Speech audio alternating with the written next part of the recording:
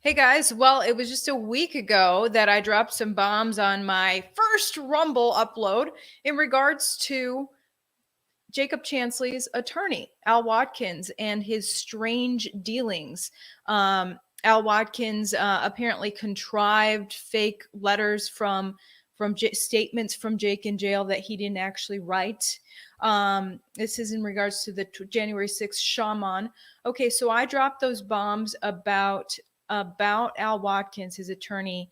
The next day, he's sentenced, and he ends up getting 41 months, so he can't get out. If you do all the math with subtracting the days he's already served, he's not going to get out till summer 2024.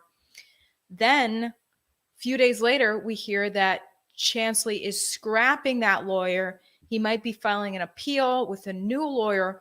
The same day we hear that, the lawyer that he hired happens to be Kyle Rittenhouse's lawyer. And that very same day, Kyle Rittenhouse goes on Tucker Carlson and blasts that lawyer. So we're like, hold on. So Kyle Rittenhouse is saying that his lawyer just screwed him over. And now Jacob Chansley hired that lawyer after Jacob just got done with a lawyer who screwed him over. So these guys are apparently going through a rough time. It's a bit confusing because if you read the headlines from NBC, reading right here. However, the original attorney for Jacob Chansley maintains he still represents the January 6th defendant. And it's like, what's really going on? So did he hire this guy? And we can't hear from Chansley because he's locked away in prison. Well, I'm bringing on live today his friend that he rode to DC with the week of January 6th. And he's been working really closely on this and trying to get some justice for his friend. So I'm going to bring on Chadwick in just a sec. Before we get to that, I got to shout out the sponsor of the video, Health with Ivory. We're only just discovering the anti-aging power of collagen. Myself and thousands of others, for example, already experience these powers firsthand, but there's a secret.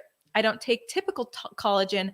I use Health with Ivory. This special collagen provides 5 key collagen types from 4 unique sources. The result, firstly, my skin looks and feels younger. Secondly, my hair and nails have a vibrant thickness to them. It's almost like my hair and nails are the healthiest they have ever been. And third and most importantly, I feel amazing. Guys, I just put it on my cereal this morning. I like to put collagen on my cereal. Take Health with Ivory today. Your wrinkles will thank me. Take advantage of our Black Friday deal today. Go to healthwithivory.com or click the link in the description for up to 51% off your order. Healthwithivory.com. And with that, I'm going to bring on Chadwick. Hello, hey, how's Chadwick. It going? The friend I need some of that collagen. the friend of Jacob Chansley, who rode to and from DC with him that fateful week in January. Thanks for joining me. So what is going on? Who is really representing Jacob Chansley? Did he get a new lawyer? Is he going to appeal? Is he going to try to get out of prison early? So, I mean, with giving the public the truth and with that, can you hear me all right? Yeah. And with keeping wishes, the family respectful, because right now, excuse me, I think, with that thing there. No worries. The gimbal is a little offset because I have to plug in through the side here. But, Martha did say today, there's going to be, Al Watkins is done. Al Watkins is done. I'm just going to hold this here. But we know that for sure. As far as new attorneys, there are new attorneys, okay? We're going to see Martha is definitely willing to hear from other attorneys. She's in a place right now, I think, kind of feeling like she's in a hard spot. If anybody could put themselves, I'm so sorry about the camera, put themselves as a mother and just trying to look out for their son. She's trying to do everything she can right now.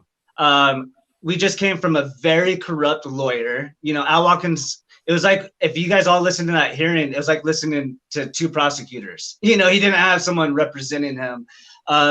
And if you're in solitary confinement for 10 months and you're I'm just gonna hold this. I'm gonna take it off the gimbal. I think it might be a little bit easier here. Sure. Yeah, no worries. Yeah, So we listened to Al Watkins call Jacob Chansley basically a wacko, and is like, you know, basically incriminate his own clients. yeah, absolutely. Well, it was disheartening. I was putting up a fight for Jake all along. I've been trying to. Now, Al Watkins successfully kept myself quiet. He kept Martha quiet. This is what he told me. Mom, by the way. Martha's Jake's mom. Now, what happened was there's a lot of evidence that would help Jake, would let the people, first of all, the public see, because they wonder, is this a bad guy? Is this Antifa? Is BLM? The only people that has gotten the word out is CNN, who Al keeps on speaking to. Why do you keep on going to speak? I kept to CNN. I kept calling him after he'd do a CNN interview, like, man, why are you going on to CNN? This doesn't look good. Oh, well, we got to talk to the enemy, get them on our side. And he just had a bad strategy from the beginning that I didn't agree with. And it just finally, everyone wanted to do the right thing. So he's telling me just, hey, stay quiet. He's telling Martha, if anybody's reaching out to you to do an interview, don't talk to them. Send them to me. I'll talk to them. And that's how it was the whole way. And unfortunately, Martha sees that and Jake definitely sees it. You can't fight a case if you're incarcerated, much less in solitary confinement. So Jake hasn't had anybody he can talk to that he can trust. Not even myself. I haven't spoke to him for a long time. I spoke to him a little bit recently, but it wasn't about anything of real substance, although everything's of real substance, but it was more like, how you doing, and nothing about his case. Martha, she can't talk about his case to him. I know that for sure. She lets me know. So the only person that's been talking to Jake about his case is good old corrupt Al, and what's he doing? He's saying every single day to his client, listen, I'm only imagining this is what he's saying to his client. I have a pretty good idea because I was on text-to-text basis with Al for quite a while until I finally gave him a piece of my mind, and I would apologize to him anyways, it just goes so deep, Ivory. It goes so deep. I could get on a rant, and that's not what I'm trying to do. Well, I think Jacob Chansley, he's been in solitary confinement 22 hours of each day. And at one point in the day, he gets to make a phone call. He can do a phone call each day. And he usually makes that to his mom, but they're all recorded FBI monitored calls. And when I was working on this special story on his case, kind of really cutting through the mud, because there's so much mud in his case. By the way, click the link in my description for my Rumble for that full report. It's a 15-minute report, little documentary. But I was out in Phoenix covering that, and I met you. I met Jacob's mom, and she puts me on the line with Jacob. Well, so I'm on the phone. I'm on the phone with him while he's in solitary confinement, and you and others had raised concerns about his lawyer. So while I'm briefly on the phone with him, I'm like, "Hey, are you okay with your lawyer? What's going on? Are you okay?" And he was basically like, "Well, I'm on a monitored line." And I was like, oh my gosh, he can't even speak to the outside world whether he needs help. Like, this is kind of concerning. Listen, not only was he on a monitored line, but you got to remember, those phone calls, transcripts would get sent to Al Watkins. So Al Watkins knew every single conversation that was going on with Jake. So Martha, she would talk to me sometimes like, I really feel like Al calls me every single time I say something to Jake. He'll call me and be, hey, it's not real smart to people listen on those phones, just say something to make her think like something that she had just said he'll bring up, Wow. And then she found out, wow, he's really listening to everything. He did a lot of sneaky stuff that he shouldn't have done. And I seen it happening. I was trying to tell Martha these things in the best way I could, because I love Martha. I love Jake. I'm trying to as a good friend, say, hey, I don't really agree with this lawyer, but at the same time, not step on someone's toes that thinks that I'm trying to steer her wrong, you know, or always disagree with what she's saying, because I got to hand it to her. I can't imagine the place that she's in and the stress that she's going through. And when you think the only person that there's to help you is Al Watkins, you're just praying and hoping that he is there to help you. And sadly enough, he's a snake in the grass that was out for his own public fame to try to boost. This was a great opportunity for him to boost his name. And that's what I believe he used Al for. It seemed, yeah, it was like a high profile sort of thing. Oh, and we were going to get to his Jake's parent new lawyer and all the drama surrounding him. But first, this NBC article says right here, it says, quote, later in a statement to Chansley's original lawyer, Albert Watkins, said he, quote, personally spoke with Mr. Chansley, who confirmed he did not personally authorize Mr. Pierce to represent him. So Al Watkins is saying, yeah, I talked to Jake. He doesn't want John Pierce as his new lawyer. I hope that's true, honestly. You know, I really do. I don't have a good feeling about John Pierce, and I don't want to say that prematurely because we don't know. So I don't want to start talking bad about someone that I don't fully know like everyone else. You do a quick Google search and you're going to find nothing but terrible things about this guy. And then let's not forget the biggest news of the story. Kyle Rittenhouse is talking bad. I'm just like, it couldn't be a worse lawyer on the worst day. And I've been in talks with some other lawyers that are great, fantastic lawyers. And I have one in mind. I don't want to share his name right now because I want to stay in good standings with him. But man, I know God sent him to help out this case. And I want Martha to see that. And I want Jake to talk to him as well. This man is the man. If you look at this from Jake's perspective, he's been in solitary confinement for 10 or 11 months. Like no contact with the outside world. How do you find a great lawyer when you're in solitary confinement? So that's his struggle right now. And meanwhile, your current lawyer and the FBI are listening on every call you have. Okay, so before we get into John Pierce, who is Kyle Rittenhouse's former attorney, I want to show you guys. I called Al Watkins' office yesterday to try to get the bottom of this. And so I'm going to play a little bit of the call from yesterday. Here it is. Good afternoon, Connor Watkins. Hi, this is reporter Ivory Hecker. He is not currently in the office. He is out meeting with a client on an unrelated matter, but I can go ahead and take your contact info. Is he still representing Jacob Chansley? I personally do not work on that case, so I do not have any details surrounding what is the developments of this past week. Yeah, and then she went on to say that he would get back to me for my report here, but he never did.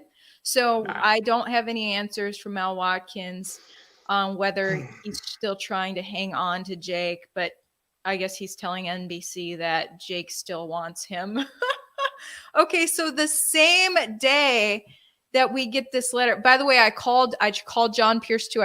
I did speak. I spoke on the phone with John Pierce, Jake's alleged new attorney, the former attorney of Kyle Rittenhouse.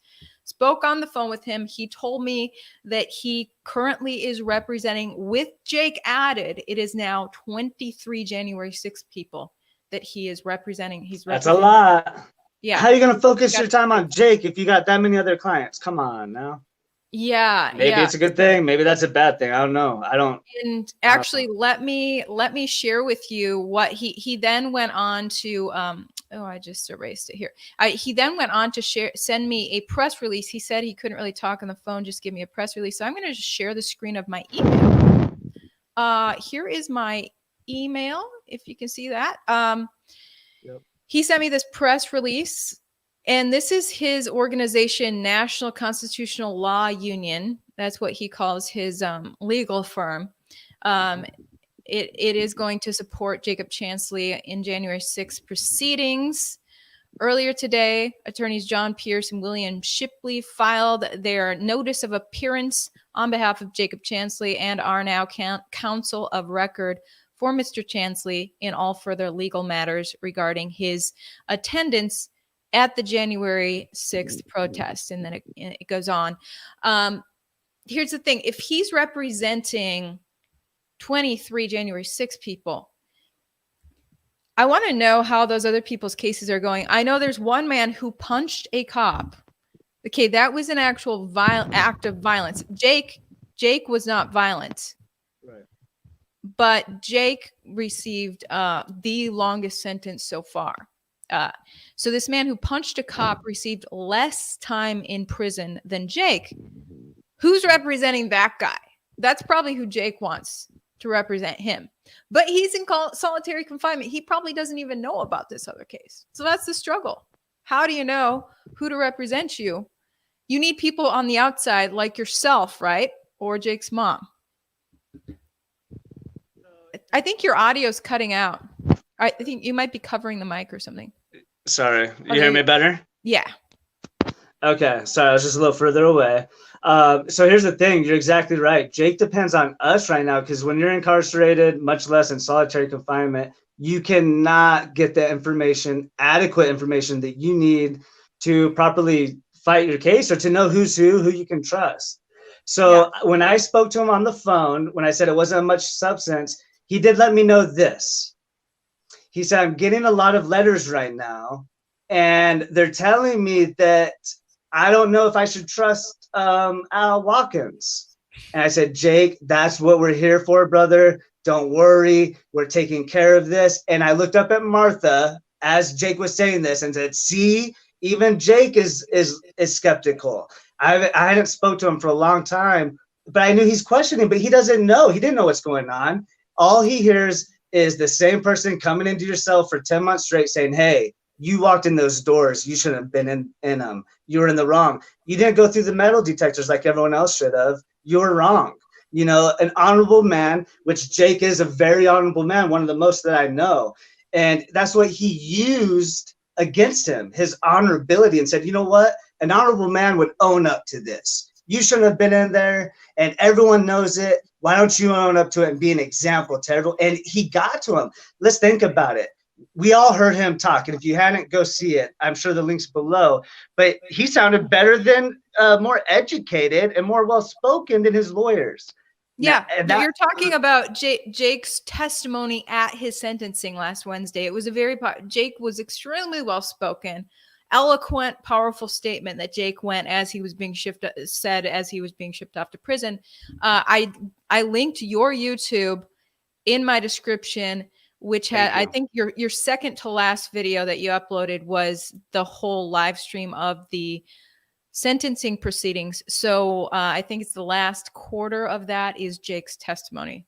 If people want, please go listen to it, because you're gonna hear an honorable man. And with this, you could tell though he was a little bit. This was Al telling him, "Hey, take the honorable route and own up to it." And not to say that he didn't do an honorable thing, but the fact of the matter is, what he was owning up to was too harsh. It wasn't proper. Even if we're gonna say that we already know that the exact same charge someone's already pled 8 months to, the guy that was in a picture right next to him. So at the very maximum, you shouldn't be going over 8 months. But we could argue even there's so much evidence that he was allowed to be in there. I mean, this goes a lot deeper. I know that I talked to Martha today. She said, Chadwick, listen, Jake understands and he's willing. He's okay with what he did. I said, but listen, are you really okay with that? And she's like, no, like, I don't think two years is okay. I said, listen, this isn't right. We know that he's been misled the whole time, all the way from when he was asked to sign that plea bargain. It started because his grandpa was on his deathbed, and Al used that misery to say, hey, there's a chance you could get out and see your father if you own up to this. And you sign a plea bargain. Now, you said he spoke really eloquent, and everybody could listen to how eloquent he did. And let's remember, that's after 10 months of solitary confinement. I've seen people, to be honest, I was incarcerated myself looking at some time, and I ended up doing 1 year and 4 months. I was unsentenced for 4 months, and I see people go to the hole, which is solitary confinement, and they come back a month later and they're rocking back and forth on their bed. You know, their mind is mashed potatoes. So when I spoke to him a couple months ago on the phone, I was shocked. I couldn't believe. I was imagining a depressed voice, and that wasn't the case. This man, you know what he said to me? I got to let everyone know. He said, you know what? There's these rare diamonds, or let's just say any diamond, that they go through this immense amount of pressure that other minerals or rocks will combust and break and crack. But these diamonds take these extreme pressures and they come out shiny and better than ever. And he said, I'm one of those diamonds. I will not be broken and I will not crack. So, and he has that spirit, and you guys, your prayers mean a lot to him. That's what he tells me all the time, is your prayers. More than anything you could do, more than a donation, is just pray for him. He compared it to like an eagle giving him wings, and so that it goes a long way. That's the whole reason why he was in there in the first place, or not that when he ended up being in there, he had the opportunity to pray over what he believed to be negative atmosphere or negative vibrations, and just try to clear that up with some positivity, with a song, a positive vibration, and pray over the people that make decisions for our voice, that we allowed to be there, that they're actually making the right decisions for us and not corrupt, evil. I don't want to say the words on this live stream, Yeah. Well, it's crazy because we hear that he got the new lawyer, and I checked the court records. There's an official filing in the court records as in regards to John Pierce taking over. But John Pierce represented Kyle Rittenhouse up until February, when I guess Kyle fired John in February. Okay. Then the very same day, hours after Jake Chansley signs up with John Pierce, we hear from Kyle about perhaps why he fired John Pierce. Yeah. I have that clip here. Let's play it. How long were you there? I was in jail for 87 days, and this follows in with Lynn Wood, Lynn Wood was raising money on my behalf, and he held me in jail for 87 days, disrespected my wishes, put me on media interviews, which I should never have done, which he said, oh, you're going to go talk to the Washington Post, which was not a good idea. Along with John Pierce, they said I was safer in jail instead of at home with my family. And then after I'm bailed, your lawyer said that? My lawyer said that, John Pierce and Lynn Wood. 87 days is a long time to be in jail. Yeah, so they basically thought he'd be safer in jail. But Kyle did get out. Kyle did bond out. It says here from Newsweek, he bonded out on November 20th of 2020. Asked if he believed Wood and Pierce could have raised the bail money faster if they wanted, Rittenhouse said, I believe it. So, Kyle feels that they unnecessarily kept him in there. Well, I mean, yeah, this guy's in some trouble. Can you hear me all right still? Yeah. Mm-hmm. I asked directly Martha about that. I said, please call me, because when this news came out, she let me know. She didn't know their names exactly, but she let me know, hey, Jake has new counsel. And like I told you, I was excited. But I was like, wait, why haven't you talked to everyone else that I've asked you to talk to? Anyways, will you repeat your question one more time about what you're saying? Oh, I was just saying it's crazy that that Kyle believes that John Pierce kept him in jail, that his own lawyer wanted to keep him. Apparently, the story is that if Kyle stays in jail, more fundraising dollars are going to come in. So I asked Martha directly about that. She said, listen, I'm with you. I have these same concerns. And I was on the phone with them earlier, and I asked them directly, straightforward. I have people close to me, and I have some current concerns, news articles, and the whole Kyle thing. She brought all those things up to him. He addressed them. She didn't tell me his answers, but she said that he addressed them. So I believe that she was satisfied by his answers, because she was kind of defending it. She said that Jake said that he will all he can do is see what they do and go from there, you know. She did let me know she's still willing to see other lawyers. Now, when asked about the Kyle Rittenhouse, she did say, she did give me an answer they gave, and I don't know if I should say this. This will be controversial. What is it? Okay, you know what? I'll give you this one. And Martha means so much to her, so I don't want to use this like, oh, we scheduled to do this interview before I spoke to Martha about this situation. I'm not trying to get information from Martha to talk about this, but so everyone is aware. His lawyer, this guy John Pierce, said that Kyle Rittenhouse is a liar and doesn't know what he's talking about in regards to the question that you just asked about him wanting to stay in jail. Now, I'm thinking to myself, well, Kyle Rittenhouse, if I remember during that interview, said that John Pierce said that directly to him. So I don't know how you could be a liar if you're saying, for quote verbatim, what someone actually told you. It's better for you to stay in jail. But apparently that he has his own version of what really happened, and it's going to be opposite of the way Kyle Rittenhouse thinks it goes. Apparently, listen, I don't want to jump conclusions on it. You know what I mean? I'm not the one that knows everything. I'm really, my mission is Jake. It's crazy how this Kyle Rittenhouse thing is placed right in the middle of the Jake because of the lawyer. Yeah.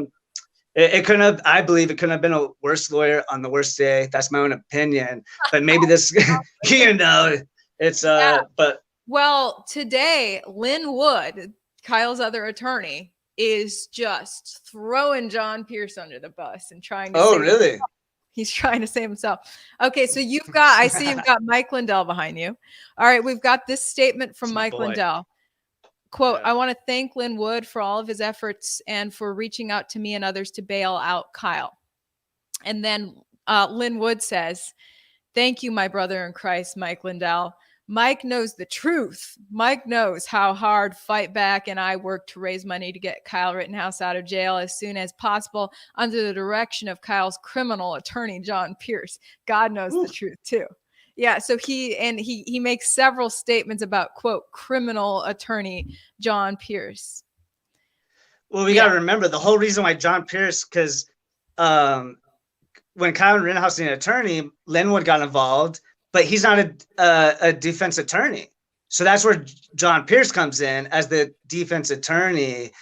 And it looks like he has a long line, because when Martha's saying, listen, you can't just believe everything in the news. And I believe her. You can't believe everything that you hear in the news. But that's not where I'm getting my concerns from. I'm looking at his track record. What has he done for his other J6 defendants? What has he done for other people in the past? What really happened with Kyle Rittenhouse? It's just a lot of bad stuff. It looks like this is my own opinion as well. It looks like he sees an opportunity to make money off of Jake. And it's like what he's done. I feel like that's what he does with everyone, is he's made some money. This is the other thing I don't know for sure, but I've heard is he has never tried a defense defendant. He's never had one. His first one would have been Kyle Rittenhouse, but he got fired from it. Really? So yeah, so this is going to be Jake's first. John Pierce. Well, so this is something to look into. Now I guess it's 23 defendants are his first, because he's got 23 January 6 people. None of them gone to trial. Evidently, he's never had a defense trial. So Kyle Rittenhouse was going to be his first. That's something that someone I trust told me. Yeah, like I said, I talked on the phone with John Pierce yesterday. He was friendly, but he kept his lips zipped and just sent me that statement. So there you have it, folks. There you have it. Yeah. It's a tough situation. It sounds like Jake basically got 3.5 years for trespassing. And the official conviction was obstructing an official proceeding. And I guess the theory is that because that official proceeding was so important as the certification of the president of the United States, that they really walloped him with a big one. But he was convinced, it sounds like being in solitary confinement, he was convinced that, this is as good as you're going to get, because you could be getting 20 years, Jake. And Jake said that in his sentencing. He was like, Jake was like, well, I thought I was going to get 20 years. So he's like, I guess this is good. But little does he know, he's getting the toughest sentence out of any of the January 6 defendants. And and we're all left to wonder if it's because of this corrupt attorney, a man who appears to be corrupt, who appears to be very, very leftist, very anti any Trump supporter. I mean, Al Watkins doesn't hide that. So why are you representing one of the biggest Trump supporters? You know? You heard what he said about the people, about us, about anybody, you guys right have brain after damage, and Trump supporters have brain damage, that they're the R word. They're on the short bus. Yeah. And then he goes right after. So his excuse the whole time to me personally, when I would call him, is, hey, listen, I'm trying to just talk to the media, get them on our side. That short bus thing. He said that was the only way they would talk to me. I had to think of something so preposterous and outrageous that they would actually talk to me. Oh no, and he was like, on a tirade. That wasn't just that was a long statement he made with lots of little slurs. We all know, Martha admitted it today, and I knew this. I picked up on it quite a bit, but I was even victim to it, sadly. This guy's a master manipulator. He successfully kept us quiet. Martha, I'm not going to share the details of her life, but she's been through a rough life through men that abused her, in whatever ways, had control over her mind. And this man took advantage of that. He's good at doing that. And her being a victim of that fell so easily, of thinking that this man's trying to help her, and that he's the only one that can. We have to do everything he says. I had stuff that could really prove that he wasn't a flight risk. He wasn't a danger to society. He had no plans on doing certain things that they accused him of. He was not BLM, Antifa, all these things. But even this other lawyer that I'm talking to said the last time that he spoke to Al Watkins was about in April or May, and he said, the next time I'm in the same room with you, I'm going to curse word slap you. I'm going to backhand slap you. And that's what he said to Al. This is another lawyer. And this lawyer, I guess, is in groups with all the other main lawyers, like Ashley Babbitt's team and so on. And they had a meeting right when that verdict happened. They had a meeting with all the lawyers, and they were all upset at Al that he chose to, that from the beginning, they were upset that they chose to go that route of, oh, he's a crazy Trump supporter and he was duped by Trump. None of them agreed that that was the right defense strategy. Like, come on, man. Talk about something of real substance. Talk about his character, truthfully, what he was there for, truthfully, why he was in that building, not because he had intentions to go in that building. Like, he had no defense. He never had any solid defense. I would listen to the hearings and I would call him afterwards, like, dude, why didn't you talk about this? Why didn't you tell him what I just told you? Why didn't you? It's a long game. It just played. And by the end, I would even think, okay, he's got a good strategy. Man, this guy's going to be good.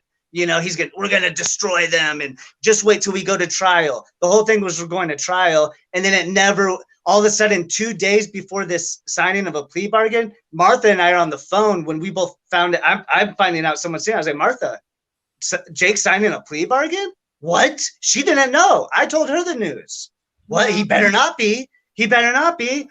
Because we all were on Al Watkins' case that this has to go to trial. But then Martha told me, she said, listen, Jake and Al understands this, which I can't say now, but she told me Jake doesn't know how much longer he could go. He's in solitary confinement and he is in bad shape. Al is saying that there's a very high chance that he could get out right now, and that he can't do this. He has to sign this because he can't go anywhere. This guy gave 10 months before he signed something with everyone attacking him, everyone hating him, no one having really his back. The only person that's really having his back is someone that's against him, going and just saying, hey, you were wrong for being in there, and trying to just cause negativity from the very beginning. And I feel to blame. I feel like I should have spoke up earlier. I should have listened to my heart that I was wrong. I would call him pissed off, and I would get off the phone. Like I said, I was a victim to his manipulation as well, because I would get off the phone pretty excited. Like, okay, this guy's really he's got a good strategy here. But then after the phone call, I'm thinking to myself, what am I thinking? I let his words really change my mind that much, where I think that he's a good guy. I know he's not. And I would come back to senses, and I would send him another text, and, you know, he wouldn't get back to me again for a while. But that's how it went. It's been a rough year for Jake. Sadly enough, he had the worst representation possible. It's not over, because you know what? Now it's up to the people. The people have done it for Rittenhouse. The people have done it for many people that we know is this man has a good heart, and he was only there representing our Constitution, peacefully assembling. I mean, we cannot leave this man behind. We can't turn on his back. And if you doubt him, reach out to me. I've been trying to combat this false narrative online all year.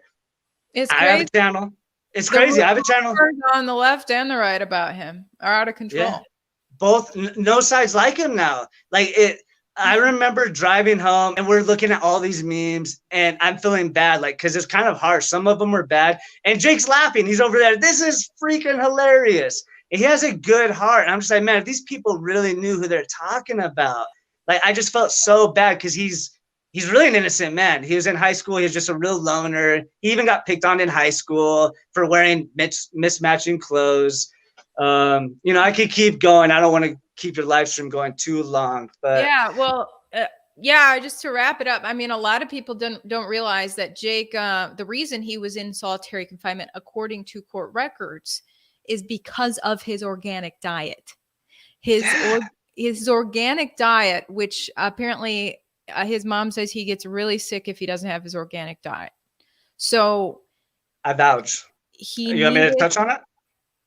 Well, you were saying that on the road trip out to DC, when you guys would stop for fast food, he would say, hey, can we go to an organic grocery store for my food?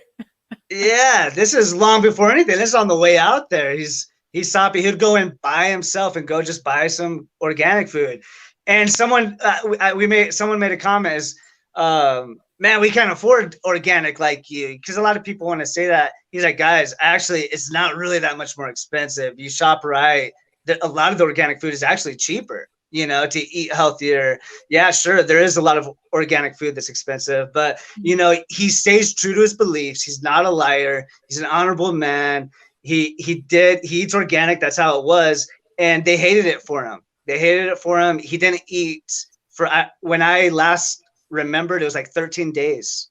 He didn't even eat. Or they finally got him to a place with organic food. So where he was at, where all the other January 6 people were locked up, they didn't have organic food at that jail cell.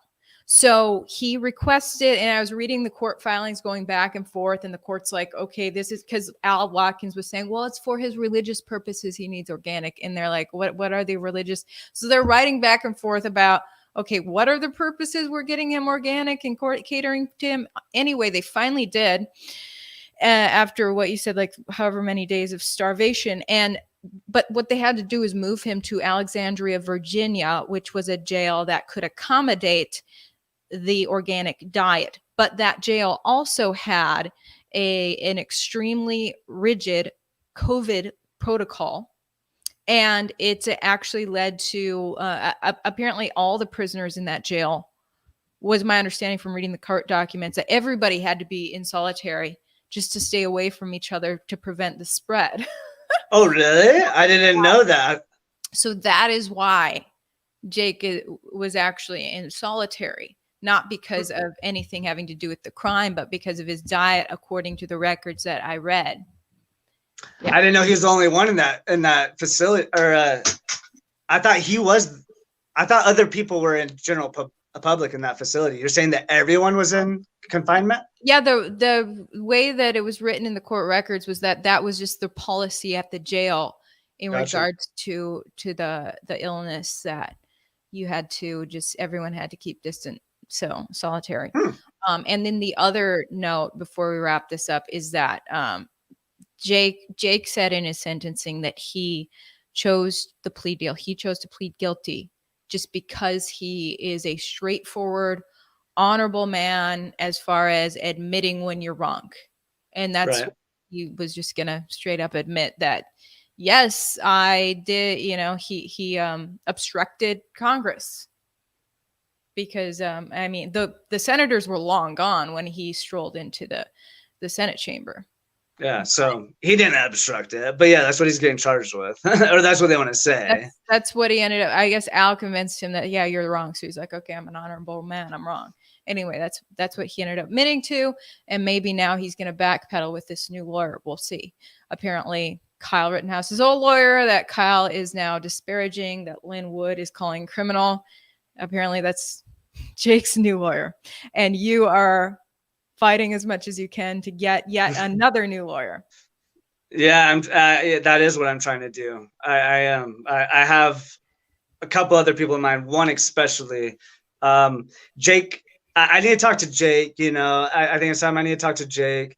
I'm praying for Martha. I hope we all pray for Martha. This is a twist in the story. Nothing's certain yet. And I want to comment on what you said. I want to say that Jake's backpedaling on what he said. He means everything he said. He wants to own up for what he did. He doesn't believe that he should just get away from something if he did something wrong. But I think what we're doing, rather than backpedaling, is understanding that, wait a second, I was kind of misled. And I don't think I got really the fair deal. I think I was owning up to something a little bit more than what I should have been. Maybe not saying that, hey, maybe I just don't think he's able to fight it. It wouldn't be the same situation if he wasn't in solitary confinement. You know what I mean? If he was at home or out on bail, I think he would have more a grasp of what's going on, and he would have a better shot of actually fighting his case. Good point. Well, thank you so much, Chadwick, for joining. You are the host of Liberty Report, which you have your own YouTube channel there. I have linked your YouTube in my description, and last Wednesday, you live streamed the entire sentencing proceedings. If people want to click on that YouTube video and watch the last quarter of it, you will hear Jake's testimony. Thank you so much, guys, and have a happy Thanksgiving, everyone. We'll talk to you later, Chadwick. Right. Amen. God wins. All right. Bye. Bye.